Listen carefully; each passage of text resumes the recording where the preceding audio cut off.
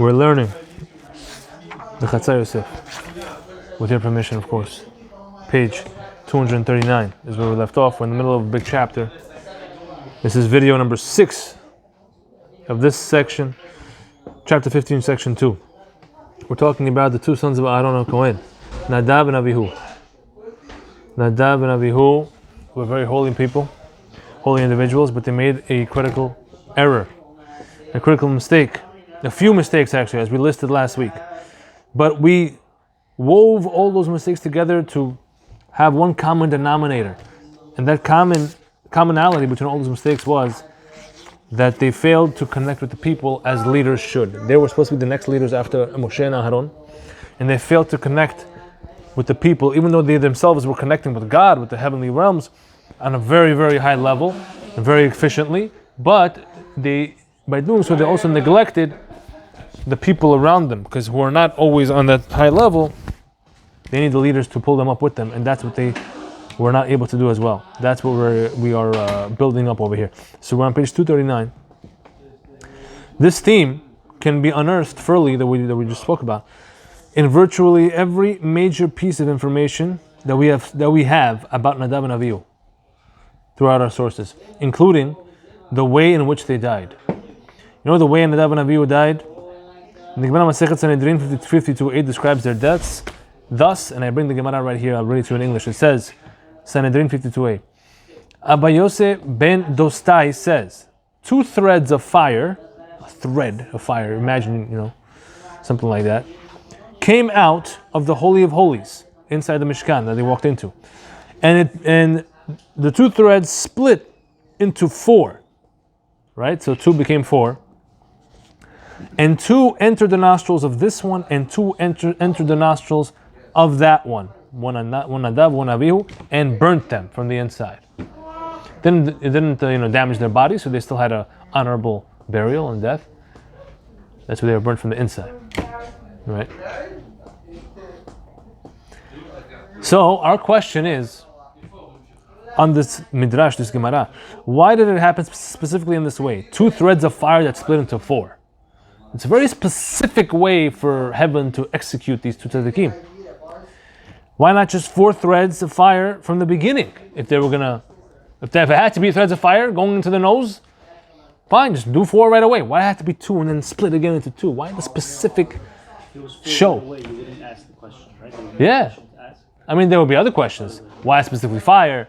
Why, it's multiple threads? Why can't they just die on the spot? Right? So the answer surfaces when considering a rather famous Mishnah, which may seem completely unrelated. It's the very first Mishnah in Masechet Shabbat, which describes the forbidden creative act of hotza'ah. Hotza'ah means taking something out of its domain and transferring it to another domain. But we loosely translate it usually as carrying on Shabbat, as one of the 39 melachot. Or more accurately, forbidden spatial transference of items from domain to domain, right? So taking an item from a private domain into a public domain or vice versa, and stopping, right? Once you stop, you've completed the transfer, and that's considered a complete violation of Shabbat on the highest level, highest degree. Or transferring a item, carrying it 4 amot, which is about 6 to 8 feet, just in the public domain itself, public domain. You start, but you have to have intent to pick it up, to outroot it from its current place. You go 6 to 8 feet. You stop or you place it down. That is considered a violation of Shabbat under the category of hotza'ah on the highest degree. And what is considered a private domain, what's considered public domain, we're not getting into the halachic details because that's a very large and fascinating topic in halakha. But right now, just a basic idea we need to focus on.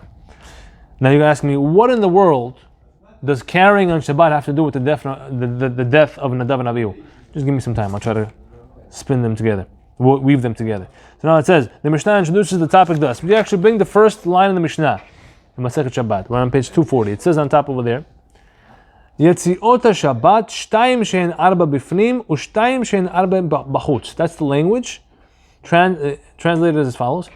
The carryings of Shabbat, which means the possible scenarios in which a person could transgress the halacha of carrying on Shabbat are 2 which are 4 from the inside and 2 which are 4 from the outside.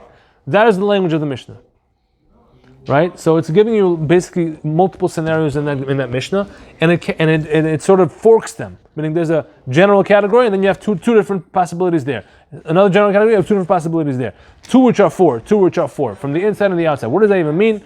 So I explain here. The Mishnah goes on to describe 8 scenarios of a homeowner, meaning somebody who lives in a house or is inside a house, which is a private domain, transferring an item to and from a pauper, which is a poor person, and vice versa, through the doorway of the house, for example, or through the window, doesn't matter.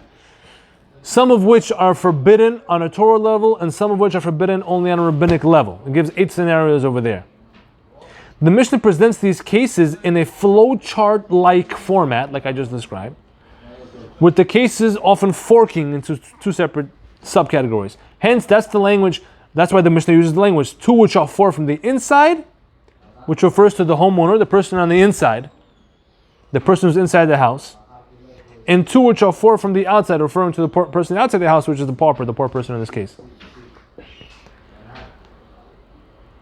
The commentators debate over why the Mishnah specifically chose to use the example of a pauper, of a poor person, to demonstrate the forbidden act of spatial transfer of carrying items in Shabbat. Could have been anybody.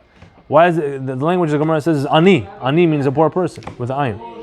The simple answer is that the Mishnah is just using a common occurrence as an example, since paupers needed to collect money for the needs of Shabbat, and it was quite common then for them to do so towards the end of the day, close to when Shabbat's coming in, sometimes overlapping into Shabbat. So this could be a practical situation that the Mishnaic times saw very often.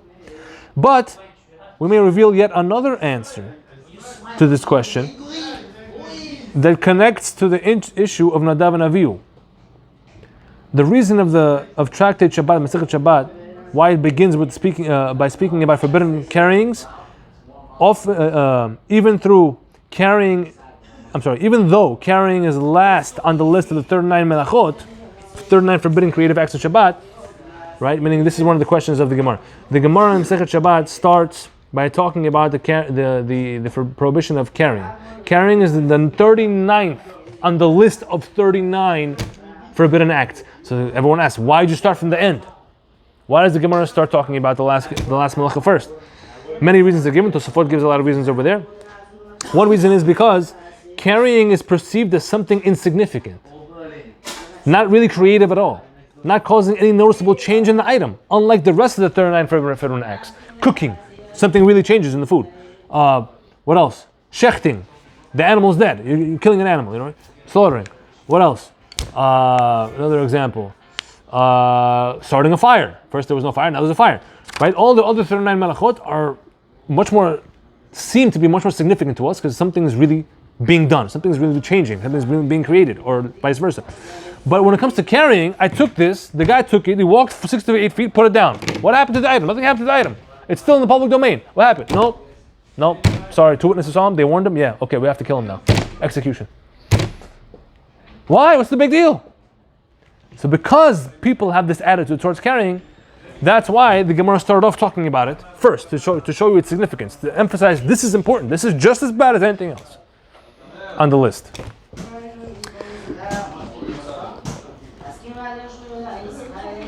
There's actually one more malacha where nothing really changes to the item itself. You know which one it is? No, but where means selecting, you are changing a mixture of stuff. You have mixture, you're taking out something from it. Now it's not considered part of the mixture. The mixture has changed now, because whatever was in it now before is not there anymore. So another one is I bring in note number 47. The other malacha is trapping, tzad, which is trapping, in which one can be liable without making any physical change to the animal being trapped. Meaning if an animal walks into your house, a deer. It has to be an animal that's usually caught. Let's say a deer. That's the famous example, classic example. A deer walks in, you close the door, you trapped it. Nothing happens to the deer. It's alive. It's jumping around on my couch. What happened? What's the melacha? No, it's a doraita.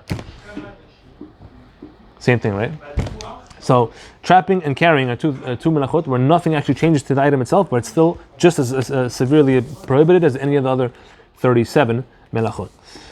So for that reason, it may be overlooked by the people.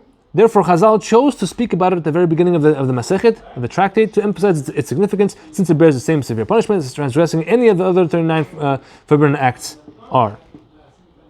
Good. Charity, tzedakah, is a precious mitzvah indeed. Right? And the example in the Gemara was a guy was trying to give tzedakah. Let's say he was giving something to the poor person standing at his doorstep on Shabbat, or writing, on Shabbat. So, when the homeowner gives charity to the pauper, to the poor person, through the entrance of the house, he may think he's doing a great thing, he's doing a mitzvah, he's doing a chesed, but in fact, he is in fact inflicting more damage than good, since he is desecrating Shabbat, which carries with it an incurrence of karet, punishment of karet, which means spiritual excision. What karet is a whole other story, a lot of different opinions. Some say karet means you die young, chas v'shalom. Some say karet means the person dies without children. It's very, very bad punishment that we don't want, and breaking Shabbat is what a person would get if he broke Shabbat unwittingly, meaning he didn't know this is Asur on Shabbat and he did it. That's karet. Excuse me, I said it wrong. If he didn't know he did it on Shabbat, if he didn't know that it's Asur and he did it, it's not karet, but he has to bring a chatat. A chatat is a sacrifice that he has to bring to Beit Mikdash, which is a very significant, expensive, time-consuming thing that he has to do. If he didn't know it was Asur. But if he knew it was Asur on Shabbat, he did it anyway, that's karet. If he knew it was Shabbat, he did it anyway, and there was witnesses who saw him and they warned him and he did it anyway, that's execution by stoning. Okay, that's how it works on Shabbat.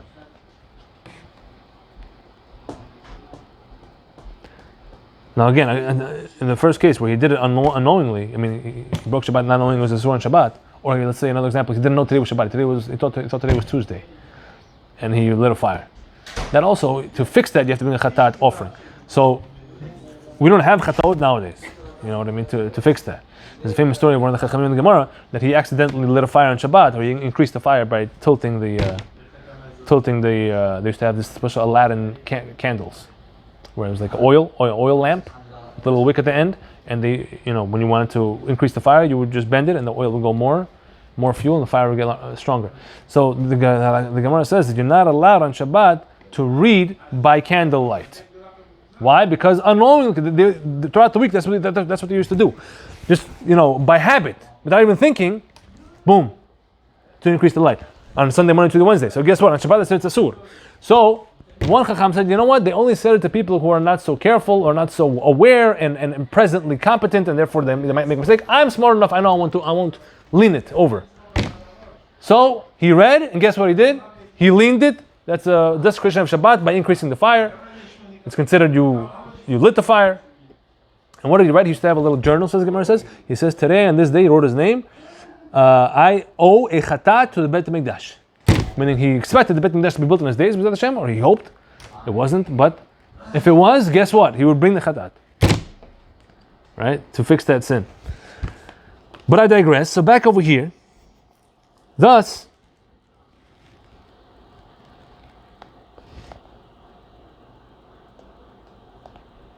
I think I was okay.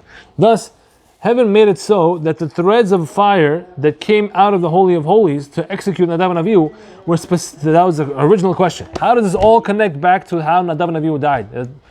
Two threads of fire came out and split into two more and went into four. Heaven made it so that the threads of fire came out of the Holy of Holies to execute Nadav and Avihu. There were specifically two threads that split into four. That their sin, to hint that their sin was tantamount, was the same to another situation described in the same way as two which split into four. What's that case we just spoke about? Two split into four. Our Mishnah in Masechet Shabbat. It presents all the possible scenarios of breaking of the law of carrying on Shabbat as two categories split into four. For the person standing inside, that's the homeowner, and two that goes into four. For the person standing outside, that's the pauper, that's the poor man.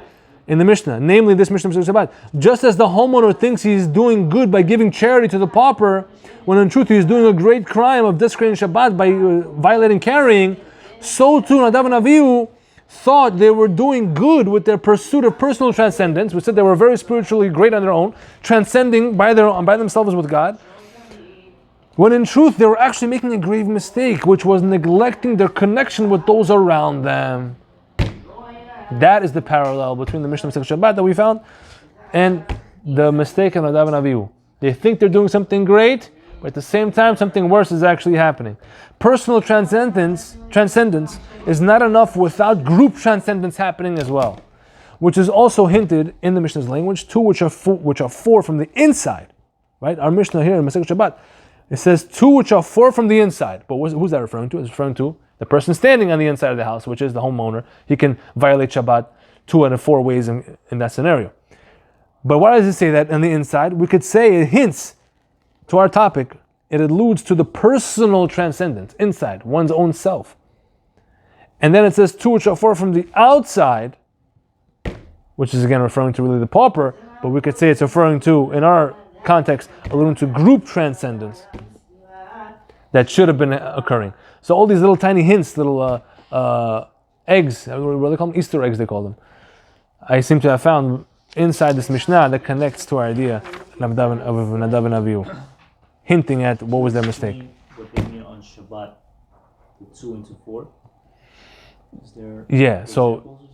So basically, okay, so now we're going, in order to explain, I have to give you the nitty-gritty of the laws of carrying on Shabbat. The laws of carrying on Shabbat, for a person to transgress it, he has to do two things. It's called akira and hanacha. Akira means uprooting the item from its present location, means to uproot. Yes. And hanacha means placing it in a new location. Okay? So here, one guy standing on the inside, one guy standing on the outside of the house. Those are two halachically distinct locations: private domain and public domain. So the Gemara gives different scenarios of how they could pass an item to each other, and who would be liable in that case. So it says, for example, two which are four from the inside. What's the two which are four? So scenario number one, the guy on the inside takes an item. He's okay. He does the akira by having the item in his hand, and he extends his hand like this. Inside the house. Inside the house still.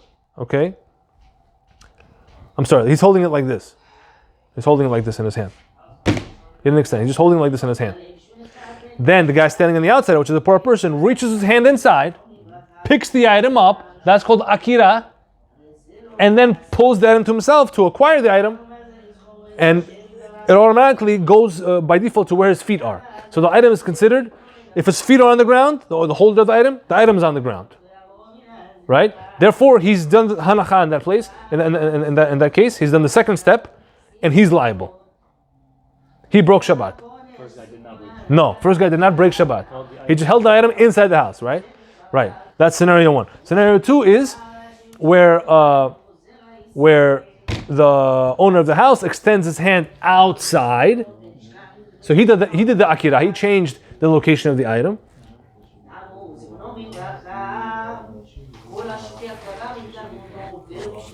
Yeah, it's hard to remember. But yeah, so he extends it outside and he puts the item into the hand of the guy can take it. Of the pauper who's standing outside. Why can't the guy just take it? He could. We're just saying, you could pass an item many different ways. The Mishnah lists each possible way it could have happened. Right? So now he gives it out to him. So now, in that case, who's liable? It explains. In that case, they're both patura, I believe, in that case, because each one did one step. The second guy didn't do anything. The second guy just took it. He was passive, you're saying. But I think in that case he did the hanacha. Again, I have to look at the Mishnah again. It's one of those Mishnayot where you have to do it 100 times. Okay? The other cases is in reverse, where the guy on the outside is holding something, the guy on the inside reaches his hand out and pulls it in, right? And then what else? What's the other cases that you have? The other cases, he just he extends his hand out, and the other guy picks it up from the outside. So again, it's all about who did step one, who did step two. You have to do steps 1 and 2 to be liable. If you just did one or the other, it's a Sud Rabbanan. It's not a Sud Oraita. That's the main, what it boils down to.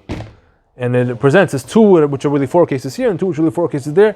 Each one of those just, vice versa, flipping roles. Who's placing, who's putting. Yes. And who's standing where. And who's reaching, who's extending, yes. Who's grabbing. Exactly, yes. Pretty much. Who's receiving, who's giving, who's taking. And that's how you get those categories. But now when someone pushes a baby carriage from a private to a public or vice versa. If someone pushes a baby carriage, okay. Lifting or dropping. Right, but that's dragging. It's considered dragging. And dragging is also a type of transfer. The Gemara talks about those cases. If something's really heavy and he drags the item outside 4 amot, it's considered also a transfer of location, transfer of domain. It's a problem. Now, with baby carriages, you have to have an eruv, first of all. If you're going to carry it, you have to have an eruv. If there's no eruv, you push the baby carriage, it's a sudoraita. However, if you want to make a dirabanan, which is not going to be a sudoraita, which is still a sur, but in certain situations, you can combine it with a lot of other tirufim to make it allowed. You can have 2 people push it, right? Because if 2 people did a malacha together, neither one is liable on a Torah level, they're not punishable, but it's a sudirabanan. It's called shnaim she'asauha, 2 people who did it. Because the Gemara learns from a verse in the Torah that says, specifically, ba'asotah, a person is going to be liable in his doing it. That's what it means, in his doing it. What does it mean in his doing it? In his doing the whole thing. It means the complete act. So if he did half of it, he's not liable on the Torah level.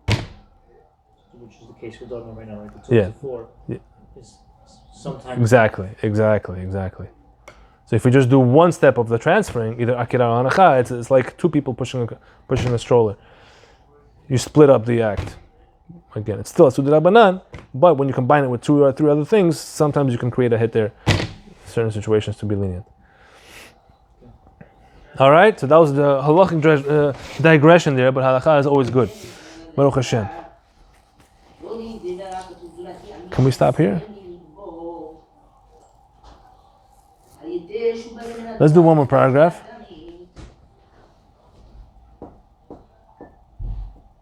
Yeah, I want to just do 2 more paragraphs and we're done, okay? We're almost done with the whole thing. Whatever, let's see, a little bit more. 10, 12. Finally, the Torah briefly describes a very transcendent event that took place at Sinai, Mount Sinai, during Hashem's revelation to Israel. So we're explaining again more about Nadav and Avihu. Last thing over here. So it says in the Parashat Mishpatim, the end of the parasha over there, Moshe, Aharon, Nadav and Avihu, and the 70 elders were summoned up to the mountain, the Mount Sinai, by God. A certain transcendent sight of God was visible there, that the Torah describes. But to the pasuk says, to the noblemen, to Latzilim, the noblemen, which is referring to Nadav and Avihu and the 70 elders of the children of Israel, Hashem did not extend His hand in invitation to see that sight. Yet they saw God nevertheless, which means they looked at something they weren't supposed to look at, and that huge spiritual transcendent event on Mount Sinai. They had instructions to turn away, close their eyes, not look, what was the instruction? It's very poetically vague. It doesn't say directly that God told them, thou shalt not look, but it says that God didn't extend His hand, whatever that even means. God doesn't have a hand, because He didn't invite them to look, because they were supposed to know. Maybe it was some sort of telepathic communication, because there are sources that say that the Olam Haba, there's telepathic communication, there's no actual words being spoken. So maybe there's some sort of telepathic, I don't know. But something happened where you have to say they felt it. They felt they weren't allowed to look. Look at note number 50 quickly over here. It is crucial to note that we may not disregard Nadav and Avihu's awesome greatness as individuals. Right? I'm sort of like, quote unquote, bashing them, chas v'shalom, and explaining how they made this mistake. But we have to understand properly that God judges everyone according to their level. What to us may be considered a minor infraction, for them is judged exponentially more severe in accordance with their colossal level. That's how it works. The greater you are in Torah, in refinement and spirituality and in carefulness, the greater, the less margin of error you have, so to speak, and the more severe a tiny thing may be. Here we only intend to extrapolate whatever lessons may be learned to better ourselves, not, God forbid, to ridicule these greats. Okay, I wanted to just make that note clear, because after like paragraphs and paragraphs talking about them, okay, I have to make this clear. So I made a footnote about that. Anyway, so Nadav and Avihu and the 70 elders looked. If you want to see the verses, look at the number 52 here. The verses in that section of the Torah are very cryptic and beyond simple interpretation. For this reason, we did not bring the whole verse here in order to bring out the focus on the main point that applies to our discussion. That's why we brought it here. So Rav Dessler, however, he writes regarding this incident, that the behavior of Nadav and Avihu was there at that moment contrasted that of Moshe. They couldn't help but feast their eyes on the sight of some portion of God, whatever that means. But Moshe was afraid to look when he was given his first opportunity by the event of the burning bush before the Exodus. You remember? As it says, and Moshe hid his face, for he feared to look at God. He didn't want to look at the burning bush. He was humble. There is reason to say that at the Sinai event also, when Moshe, Aharon, Nadav, and Avihu and the elders ascended the mountain, Moshe did not look either, perhaps. The verse Shemot 24:11 specifies that the noblemen of the children of Israel saw. Who were the noblemen? That's Nadav and Avihu and the 70 elders. And Rashi defines noblemen as Nadav and Avihu and 70 elders, excluding Moshe and Aaron, implying that Moshe did not look. That's what Rashi is implying over there. Why did Moshe not look? Surely he could have, since the Torah itself testifies, and never again rose a prophet like Moshe, whom Hashem had known face to face. We have a pasuk like that. If so, why did Moshe avoid looking at Sinai in that moment? Based on what we've established in this discussion, the answer should be obvious. When Moshe was by himself, he surely looked. Remember, like Rabbi Akiva, when he used to pray by himself, you leave him in one room, he finds you come back, he's at the other side of the room all the way. Why? What does that mean? We explained, Ben Yochai explained that he wasn't actually moving because he's a surah, but he was spiritually jumping on unbelievable levels when he was by himself. But when he was the Chazan or with the Minyan, he prayed at the same pace as everybody else, not to be a burden to them. But not only that, because he was connecting with the people by doing so. That was a different type of transcendence. So Moshe, when he was by himself, we could say he looked much more than that, actually, as it says before. After the entourage ascended the mountain, this whole group of people ascended the mountain, and Moshe went into the cloud. It says, this is pasuk from the Torah in Shemot 3:6. Only Moshe entered the cloud, no one else. When he privately, in that cloud, engaged with God, he transcended in ways unfathomable to all other humans. Talking to God face to face, whatever that means, right? There's another pasuk in the Torah. But when he was amongst the entourage of people, he transcended with his group by momentarily bringing himself down to their level and not looking, even though he could have. Meaning, before he went into the cloud, he was still part of the group of Aharon, Nadav, Avihu, the 70 elders, and they weren't supposed to look. Why? Why didn't Moshe look? Because the rest of them weren't supposed to look either. He was trying to connect to the group. When he was in private, he did his full potential. So Nadav and Avihu, on the other hand, they couldn't resist the opportunity to personally transcend, and so they feasted their eyes on that sight beyond them. That was beyond them. That's another reason given for why they perished, why they were punished later on. It didn't happen immediately. It happened a little bit after this, after the Mishkan was built. So Moshe Rabbeinu, the epitome of the written Torah, that's who he is. He represents the written Torah. And Rabbi Akiva, who is the father of the oral Torah, he represents the oral Torah. Right? Again, I'm referencing Rabbi Akiva because earlier in this section, there was a whole video and section about Rabbi Akiva and how he connects to this story as well. So please look back. I think it was the video 3 or 2 or 3 or 4 of this section. And Moshe Rabbeinu and Rabbi Akiva, they did not make this mistake, but Nadav and Avihu unfortunately did. And the other people who made this mistake was where this whole thing started from, which is the Gemara Masechet Gittin, talking about the people of Beitar. And they were killed by the Romans.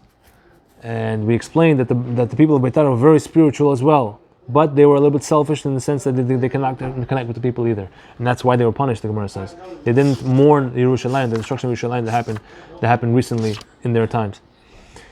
So the people of Beitar too behaved like Nadav and Avihu, achieving awesome individual heights but failing in group transcendence, leading to their demise. The question we must still address, however, is how is it evident that Beitar made this mistake? The answer lies in the last part of our Gemara regarding the traveling of their blood into the Great Sea. Our Gemara said that after the 80,000 horns of war, the troops of Rome came and demolished them, massacred them. It says their blood flowed all the way out a distance of a mil to the Great Sea. That's a metaphoric way of saying something. What is it saying? And that is exactly, I think, what we're going to leave for next week. Yeah, Danny? That'll be the last video, Bezat Hashem, of this particular section. That's the question we're going to answer next week and tie it all in with the actual people of Beitar from the Gemara, which is where we started, and hopefully where we'll finish. Baruch Adonai Olam, Amen ve'amen.